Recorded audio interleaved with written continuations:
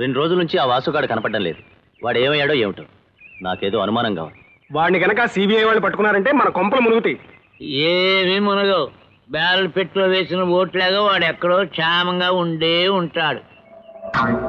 చిన్న పోలీసులు వస్తున్నారు.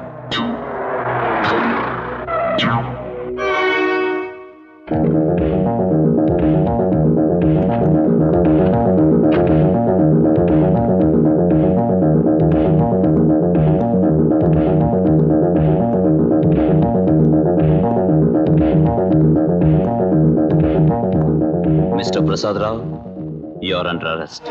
నన్న ఎందుకు? మీ కోడలిది ఆత్మహత్య కాదు, హత్యని తేలినందుకు. ఆ హత్యకు కారకులు మీరే అయినందుకు.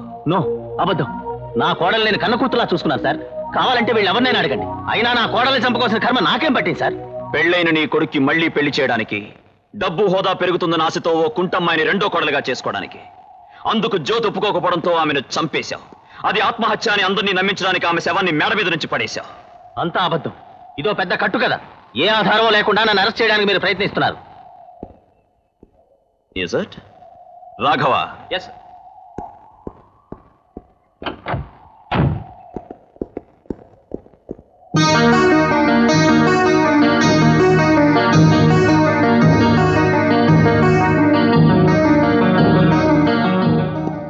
ఇప్పుడేమంటావు మిస్టర్ ప్రసాదరావు? జరిగిందంతా మీ డ్రైవర్ మాతో చెప్పేశాడు. Arrest him. ఆగండి సార్. ఆ హత్యకు మా నాన్నగారికి ఎలాంటి సంబంధం లేదు సార్. ఆ హత్య చేసింది నేను సార్. నీ తండ్రిని కాపాడుకోవడం కోసం త్యాగం చేస్తున్నావా? లేదు సార్, నేను చెప్పేది నిజం సార్. ఏమిటా నిజం?